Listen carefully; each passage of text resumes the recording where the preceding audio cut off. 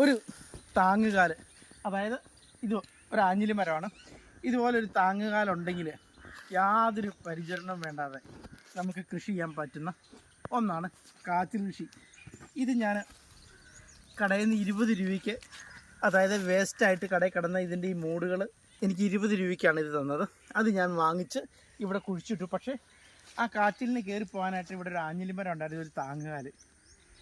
അതുകൊണ്ടത് കയറി ഇന്നിപ്പം അതിൻ്റെ വിളവാണ്. കഴിഞ്ഞ വർഷം ഏതാണ്ട് ഇതേ സമയത്താണ് കുഴിച്ചിട്ടത്. എന്നിട്ട് വേനയ്ക്ക് നനവ് കൊടുത്തു.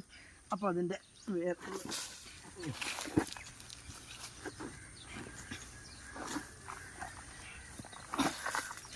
ഇതാണ് അതിൻ്റെ ഓടിഞ്ഞു. ഇതാണ് ആ കാച്ചിലിൻ്റെ വിളവ്. ധാരാളമായിട്ട് ഇന്ന് കിട്ടും കേട്ടോ കാച്ചിൽ. ഒരു മൂട്ടിൽ നിന്ന് കിട്ടിയേക്കണ, രാവിലെ കിട്ടിയേക്കണ ആദായമാണ് ഇതാ ഇത്രയും. ഇനിയും അവിടെയൊക്കെ നമുക്ക് പറിക്കാനുണ്ട്. ഇതാ ഈ ചുവടിന് പറിക്കാൻ കിടക്കുന്നതാണ് കേട്ടോ ഇത്. അതായത് അപ്പം നമ്മുടെ എല്ലാ ആളുകളും ഇതെല്ലാം നമ്മൾ പഴമയിൽ നിന്ന് വിട്ടുപോയി. പഴയ കാരണവന്മാരാണ് ഈ കൃഷിയൊക്കെ ചെയ്തുകൊണ്ടിരുന്നത്. ഇപ്പോൾ എൻ്റെ മനസ്സും പഴയ കാരണവന്മാരെ ആയതുകൊണ്ടാണെന്ന് തോന്നുന്നു ഞാൻ രാവിലെ തന്നെ പറമ്പിലിറങ്ങി ഒരു 5 മണിക്ക് എണീറ്റ് ഈ പറമ്പിപ്പണി തുടങ്ങും. അപ്പോൾ ഇന്ന് കിട്ടിയ ആദായമാണ്.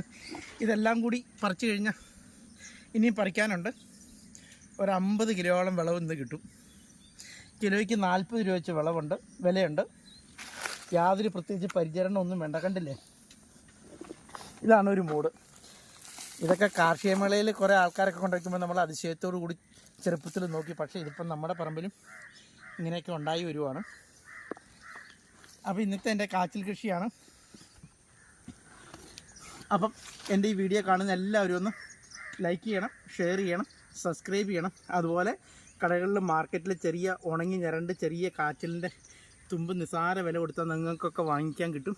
അത് വീട്ടിൽ ഏതെങ്കിലും ഒരു മരത്തിൻ്റെ ചോട്ടിൽ കൊണ്ട് കുഴിച്ച് വെച്ച് കഴിഞ്ഞാൽ പ്രത്യേകിച്ച് വളമൊന്നും വേണ്ട, ഇത്തിരി കരിയില കൂട്ടിയിട്ടാലും മതി. നിങ്ങളുടെ വീട്ടിലും ഇതുപോലെ കാച്ചിലുണ്ടായി കിട്ടും കേട്ടോ. അപ്പോൾ എൻ്റെ ഈ വീഡിയോ കാണുന്ന എല്ലാവരും ഒന്ന് ലൈക്ക് ചെയ്യണം, ഷെയർ ചെയ്യണം, സബ്സ്ക്രൈബ് ചെയ്യണം. Thank you.